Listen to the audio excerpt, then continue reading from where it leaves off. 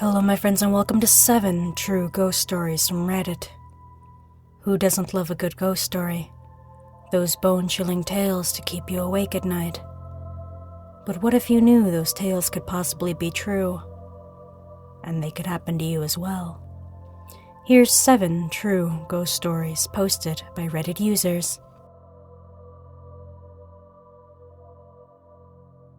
This is my first entry to Reddit, and ever since I downloaded it, I've been itching to post a story, but didn't want to waste people's time. It's not necessarily a scary story. I've believed in ghosts and demons basically my whole life. I'm not afraid of them. It's just a part of life. This was about 2 years ago in 2014. I lived with my friends, approximately my age, about 18 to 20 at the time. We had a very social and open house policy, really. If we knew you and we liked you, we'd invite you to come hang. So one night, my housemates and I had a few people over. But unfortunately for me, I couldn't drink as I suffered severe tonsillitis for a long time, but was finally getting them removed. So begrudgingly, I went to bed, saying goodnight to all my drunk friends and roommates. Now, before I continue, I should add that we knew this house was haunted. We heard that a man died there years ago. I live in a complex, so the residents are all very close. We've had encounters with him many times, but none of these encounters were very violent or aggressive or whatever. He'd simply let us know he was around. So as I said, I went to bed unwillingly and went into my room. My room has a coffee table that was straight ahead of my bed right next to it. So I plugged my phone into the charger and put it on my bed next to my head. I roll over and close my eyes, but as I do, I get a very eerie feeling, as if somebody was looking at me. I immediately brushed it off. I tried my best to go to sleep. After a while, I hear my phone hit the floor, which is common, but this sounded different. It sounded harder, as if the phone had been dropped or thrown from a decent height. I grope around for the phone on the floor for a little bit, but it's not there. I have alarms set as I need to get up early to get to the hospital. I go to my light switch to find it, because it seriously is nowhere within reach. I turn the light on, and my phone is about an inch or two from my feet, which is odd because my door is at least a good 2 meters away. I went downstairs as I realized I wasn't going to get a wink of sleep. My housemates asked me what that banging sound was, and I told them. Yeah, it was definitely weird. It was the first time a spirit made any sort of physical contact with me, and it hasn't happened again.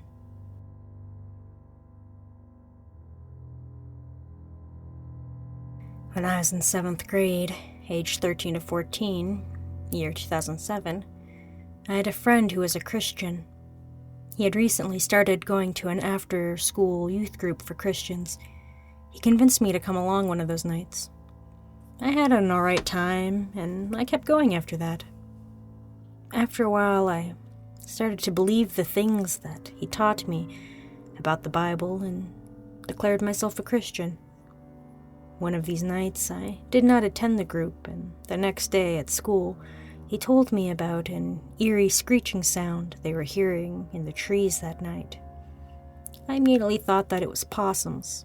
What else could it be?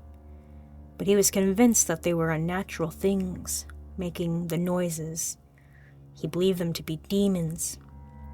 That night he told me he was experiencing nightmares and seeing shadows moving in his bedroom. I laughed and thought to myself it was a load of BS. So, desperately wanting to convince me, he said demons come on invitation, much like a mythical vampire. So, I would humor him. And then there I was. I said aloud in the schoolyard that if there are any demons stalking the friend, please stop and follow me instead. Nothing happens, obviously, and we go about the day with our normal classes. A day later, I was walking home from school one afternoon, and I just walked past a street sign near the footpath. All of a sudden, I hear this really loud bang coming from the sign, like someone had hit it with a rock. I turn around and see nothing. No people or cars close enough to have caused it. Not even any rocks on the path or road. I didn't think much of it at the time and continued home. That night after, I was in my bed, almost asleep around 11 p.m. I hear these footsteps outside my bedroom window. I remember it clearly because we had a gravel driveway, and it was the sound of shoes crunching on the gravel. I thought maybe my mom was taking out the trash, but remembered it wasn't garbage night, so then why would she be up this late outside? I got out of bed to take a peek through the window. The street was empty. All I could see was a patch of the road being lit up by the nearby streetlight. Then I saw something odd.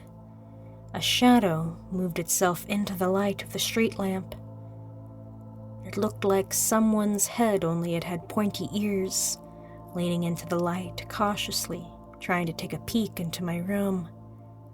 Then it leaned back into the shadows a second after, and I could no longer see it. I got myself back into bed fast and tried to ignore it and go to sleep. The third night was the most peculiar. I was in bed again, only this time it was around 3 a.m. and I was already asleep. Then I was awoken by a sound. Someone was knocking on my bedroom door. I laid there in bed, terrified and confused, thinking maybe it was my mom or a sibling. The knocking continued. I was frozen. I didn't want to open the door. I've never been this scared before. No one spoke or called my name as my mom would if she wanted me for something. Just knocking. It knocked in a continuous pattern, so it couldn't have been rodents on the walls. It continued for a good few minutes, and I remember lying there with my eyes closed, praying for help until it finally stopped. I was so relieved when it finally stopped, and I started reading the Bible to help me go back to sleep. The next morning, I told my mom what happened, and I asked if she heard it. She said no and told me it was probably just mice, but I know we didn't have mice, and even if we did, they don't knock on bedroom doors in a pattern. And I've always been curious as to what I might have seen if I had gotten out of bed that night and opened the door. Many strange things have happened since then, but this is the most memorable to me because of the level of fear I felt that night. These are a set of 2 stories that are both true. I feel like this is a place where I can share them and not get crazy looks. I mean, I guess you could write that I'm crazy in the comments, but sticks and stones, am I right? First story is about myself and my 3 older sisters. Our parents never went anywhere, but on some random summer night, they decided to go to dinner. My oldest sister would gather us all up in the biggest closet, and she told us scary stories until we begged her to stop. I honestly can't remember any of the stories. During her terrorizing of all of us baby sisters, we heard something in the hallway. The mood was already tense, and we were scared nonetheless, so this was not an ideal situation. I, being a bit too out there for my own good, just walked out of the closet towards the hall, and my sisters quickly followed. We quietly exited the room and looked around, but saw nothing. We all went downstairs and also saw nothing. Then suddenly we looked into the kitchen and freaked out as we saw it. We all ran up the stairs as fast as we could and huddled together in my room. We all looked at each other just to make sure that we all saw the same thing. It was a life-size Barbie doll standing in the middle of the kitchen. As soon as that was confirmed, we began discussing what was happening and how to stop it. Before anyone says, "Oh, it was probably your parents trying to scare you." This was a hard no on that one because my parents don't like to mess around like that, especially with scaring their kids. My mom saw The Exorcist in the 70s and hasn't been able to watch a horror movie since. So once we decided some demonic activity was probably the reason my sister's Barbie was moving around on its own, we decided to get out of the house. The front door is right at the bottom of the stairs, so it was a straight shot. I should add that before we made our first escape, we tore the little monster's arms and legs off. Anyway, we all agreed to go wait outside for our parents and got ready to run. My oldest sister threw my bedroom door open, and we noticed that the doll had not only walked up the stairs, but put herself back together. That was the last straw, and after we got done freaking out, we dismembered the doll again and took her to the neighborhood dumpster. The trash man came that next morning, and we never saw the doll again. The doll moving around isn't the scary part of the story, because she was taken care of easily. We never stopped to think what was moving her around. The next story is short, but terrifying. The four of us were up late as usual and decided to watch Beetlejuice. For the record, we didn't chant his name 3 times before the scary stuff went down. My oldest sister sent me to a room to get a DVD, and I looked around, but I couldn't find it. I went back downstairs to the living room and told her I didn't see it. My 2 other sisters went to look again. They were up there for no more than a minute before they were standing before me and asking me if I left the upstairs TV on and the DVD player open. I, of course, said no, and they looked at me terrified. My oldest sister asked why they left the TV on, and we were all completely silent. In the background, we could hear the sound was on. It was on a static channel. We all went upstairs to see, and there was my sister's room completely in disarray, when minutes ago it was clean. We unplugged the TV and ran downstairs, and stayed up all night in silence. We found the DVD under my sister's bed the next day.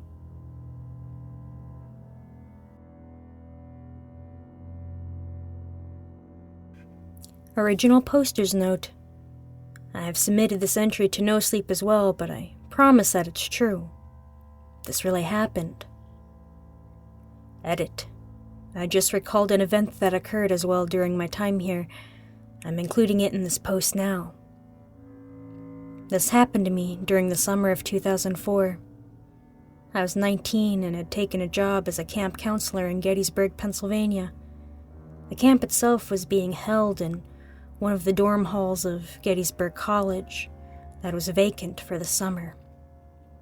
Myself and a handful of other counselors were hired to keep a large group of teens between the ages of 13 and 18 entertained for 4 weeks, starting the last week of June.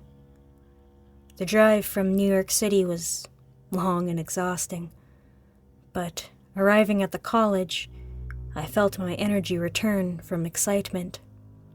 It would also be my first experience living away from my own tight-knit family, and I was eager to see if I could hack it living like an independent adult. I felt lucky to have the job. It would be providing room and board as well as a decent paycheck and allow me a lot of freedom within the safety net of having a place to eat and sleep. Arriving at the building, I met the other counselors, and we were debriefed over the course of the day on what our personal tasks would be, how to handle emergencies, schedules, days off, etc. The first floor of the premises had several rooms, and a few other buildings would be available for activities for the students, as well as the meal hall for each meal. The campus was mostly empty, but there were still some students present who were staying on campus for the summer or taking summer classes. When night fell, we were instructed that the basement level, as well as the second level, would be the girls' dorms, and the third floor for the boys. I was told to pick a room, so considering the weight of my luggage and the brutal summer heat, I chose to dorm in the basement. Initially, it was a good choice. My room was double wide, but I was a little creeped out by the window situation. My window sat in a deep hole that was covered partially by bramble and condensation most of the time, and only let in a dim, cold light despite the summer heat. I unpacked and settled into the room. The other counselors invited me out to the bar, but I declined as I was underage and not really interested in drinking while technically on the job. I settled in for the night, reading Epstein's Castle again, an old novel from my Gothic literature class in Hunter College that I fell in love with. Around midnight, I caught the sight of something from the corner of my eye. It was coming from beneath my door. The entire basement was tiled in very white, shiny tile, and the door was cut a little short, so it was possible to see shadows and reflections off the tile from under the door. What I saw was not quite a shadow, but more of a reflection. It was two pale, bare feet, and clad in some kind of light-colored material. I cocked my head.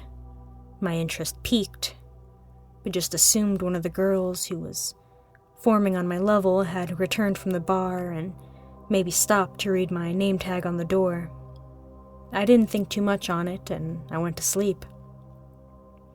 The next day I asked around the dorm, but neither of the two girls was back from the bar when the incident happened. I found this odd. At the end of each side of the hall were heavy metal fire doors.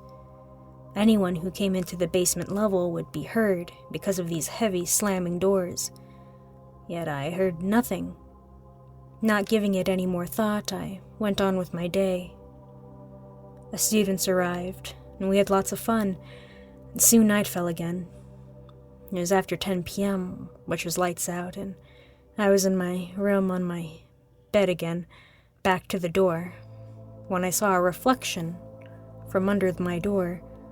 It was the same pale feet and light-colored clothing shifting slightly under my door, as if waiting for me to answer it. So overzealous with my job and totally blanking out on what happened the other night, I leapt out of bed to catch the girl who was out of her room after lights out. I swung my door open and I yelled aloud, "Gotcha!" But there was no one there. The hall was empty. I found it so odd, so I checked the conference room, the bathroom, and finally, out of desperation, every girl's room. Everyone was where they should be. An unsettling feeling came over me, and I scurried back to my room and tucked a towel under the crack of my door. I slept with it like that every night. I noticed that, usually after midnight, things began to feel creepy, like someone was watching. My window to my dorm terrified me, as if someone or something was watching from the darkness. I used to try to fall asleep before midnight so I wouldn't have to feel creeped out. One particular night, I'd stayed up till 1 a.m. I was in my bed with my hoodie on because there was just too much AC. The room was freezing, and I was reading as usual, when I heard my phone chime. The chime it made was to tell me that it was charging, but I had plugged it in several hours ago. I ignored it when it chimed again, then again after another moment. I got up and removed it from the plug, and it chimed again. I turned the phone off and stuffed it under my pillow. It chimed again. I pulled up my hood and I said, "Leave me alone!" Lying down, I turned on my side to try to force myself to sleep. I was pretty freaked out by sleeping alone in my big room, so I would keep both closet lights on and the doors open. Lying there, I finally began to relax when I felt a cold breath against my ear. I flipped onto my back, alarmed. "Stop it!" I yelled. As I finally got myself to calm down, I rested with my hands over my head, and just as I was about to fall asleep, I felt something icy cold grip my exposed wrist. I leapt out of my bed and walked to the first floor until about 2 a.m., when I was tired enough to fall back asleep and the terror of the episode had finally passed. As the summer waned on, I became known as the counselor who loved to tell spooky stories, since I had a lot of supernatural things occur in my lifetime. In fact, it had been my reason for coming to Gettysburg in the first place. I had a choice when I took the job, either the all-girls camp location upstate or the co-ed location at Gettysburg. I'm a huge Civil War buff, and also heard that Gettysburg was a hotspot for paranormal activity, so I made this my location of choice. We explored the campus more thoroughly, and was told by some people living on campus that the campus was, indeed, haunted. One of their buildings, the former location of a Civil War hospital, as well as a church in town. The legend was that a student had gone down to the basement level of the building on campus, and when the elevator doors opened, the room was its former hospital, and a surgeon, amputating a leg, looked at the student and beckoned them to come help. As expected, the student shut the door and went up to another level to escape the sight. July had come, and the battlefield days were approaching. The energy could be felt all around, like the air was thick with static electricity. The night before the anniversary of the first battle, I had a strange dream.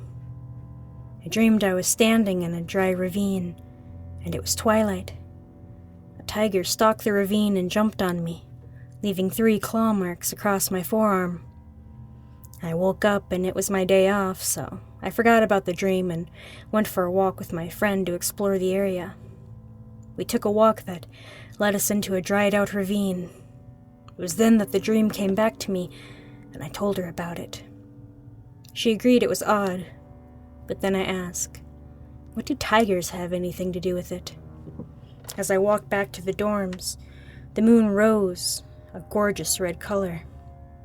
I found it striking, and the energy in the air intensified. That night, after lights out, I was back to my nightly habit of Doritos and gothic horror when I heard frantic pounding on my door. One of my students was looking at me desperately. I asked her what was the matter, and she exclaimed, "It's Jessica. She won't wake up and she's scratching herself." I laughed. "Are you guys trying to scare me?" She shook her head frantically, still in disbelief. I followed her to her dorm. In the room, one of our students, Jessica, a witch by her own definition, and goth kid, was rolling back and forth in bed, racking her long, black fingernails down her chest and arms. It seemed like a pretty good act, so I laughed and I said, "All right, Jess, you don't fool me." But then I saw the red slashes starting to draw blood, so I tried to pull her hands away. I have to say, at the time, I was incredibly strong for my petite size of 5'1", and as I trained for the Marines before deciding not to enlist. She tossed me off like a rag doll and slashed her nails at me. I felt a sting and immediately grabbed a towel from the side of the bed and tried to wrap it around her, but it was useless. She was so powerful and continuing to attack herself. I ran upstairs to alert the other counselors, and 2 women and a man came down. All 4 of us struggled to restrain her. I was holding down an ankle, and so was another girl who I knew was a Christian. I saw her lips moving silently and asked her to pray with me. As soon as we started praying, the girl immediately stopped and relaxed, waking up. We took her to the nurse's station, and as I clipped her fingernails, we called her mother. After Jessica went back to bed, I looked down at my stinging arm, and 3 long claw marks were racked down my forearm. "Tigers," I muttered, and went back to bed. The end of the summer approached, and soon the last day came. I was sitting in the meal hall when some of my male students sat around me. They were eager to tell me their own tale, the ghost stories, instead of always asking to hear mine, so I paled as they recounted how every night they would see someone standing behind their door, the reflection of their feet off the shiny tile and red glowing eyes in the tree outside their window. I have been many places over the years known for paranormal activity, but never a place like Gettysburg.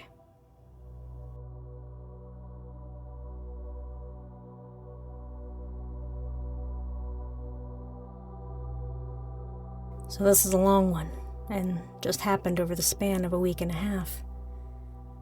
My fiancé went out to Mercury, Utah. It's an old ghost town. However, it's not there anymore. The last building fell down in the 1930s. All that's left of a town is a cemetery that is located on a steep hill that you have to hike to. My family is very susceptible to the paranormal, and as soon as I got out of the car, I had this overwhelming feeling like something is there. I don't know what, but it made me uncomfortable. We hike up there, and it's beyond creepy. There are graves that are surrounded by what I would describe as a white picket fence. The first grave you come to is a little girl's grave. The graves in the back don't have any names or state who they belong to the farther you go in the cemetery. There are more graves, but they're surrounded and outlined with rocks.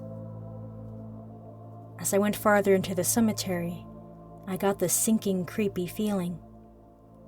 We decided to leave, and as I'm walking down, I am hit with this overwhelming feeling, like I forgot something or someone was with me. We get home, and the cemetery is only a 30-minute drive from where we live. Mom lives with us at the moment, and we pull up to the house, and our garage is open. We were thinking, oh, Mom must have opened it and forgot to shut it. We checked, and nothing was stolen, which was good. We asked her if she had opened it, and she said no. She was in Salt Lake visiting my grandma, and my mom doesn't have a garage door opener anyway. She goes through the front door. So as you can imagine, I'm feeling a little freaked out, but I tried not to pay attention to it. A few days pass, and I'm home alone because my fiancé is at work, and my mom is at a doctor's appointment. I have 2 kids, a 2-year-old and a 6-month-old.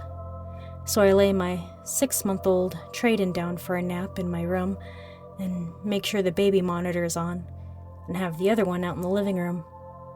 I'm sitting there in the kitchen on Facebook when all of a sudden I hear the monitor go off and there's crying and rustling. So I go and check on Trey. He's in the same position and in a deep sleep. I'm not sure what happened, but when I think about it, it kind of reminds me of the baby's grave that we saw up at Mercure. I honestly think something followed me home because a day later, me and my fiancé and our kids were out and about, spending the day together.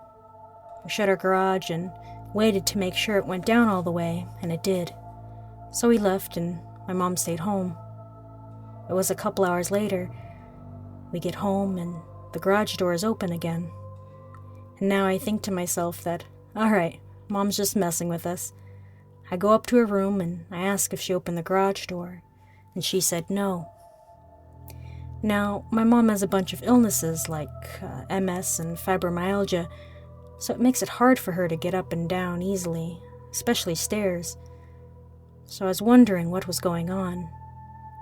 Corey, my fiancé, said it's probably just the wiring or something.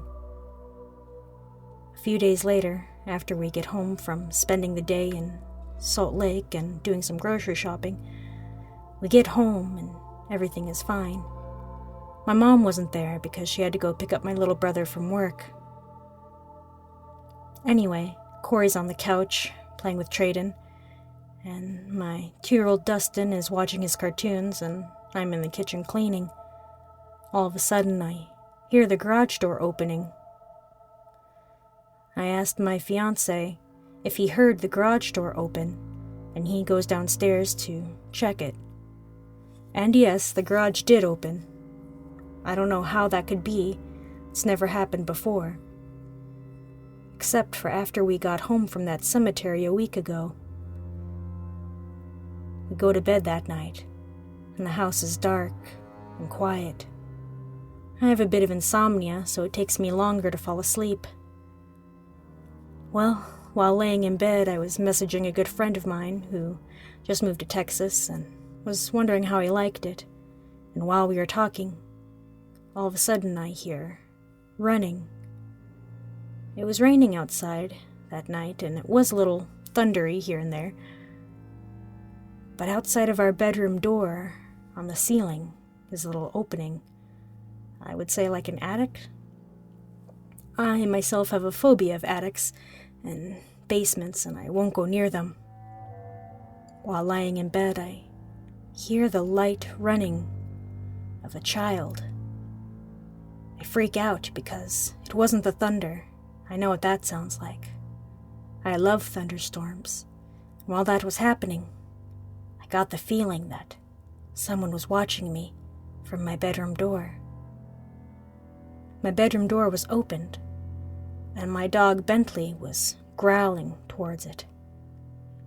I felt like it was a negative presence, and it felt just like when I was at the cemetery.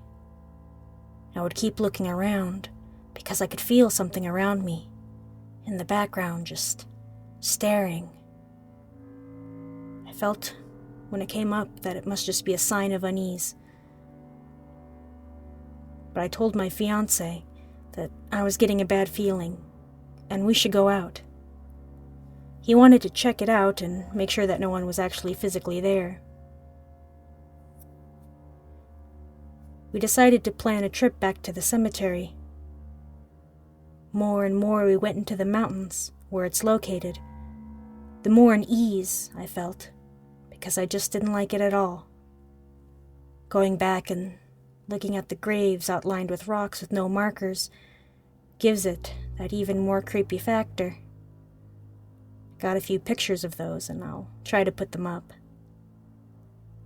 I want to go back at night, because that's when the most stuff occurs. Most of all, I want to know what followed me home that day.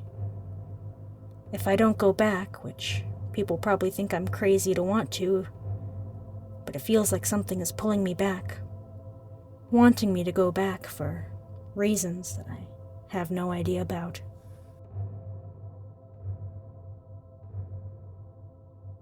All stories read here have been given permission for me to narrate by the posting users following Reddit's submission and content guidelines. Proof of this permission is in the description below. That's all the time I have for today, my friends. I hope you're having a wonderful day or evening. I'm Amori. Now, listen to the spooky tunes.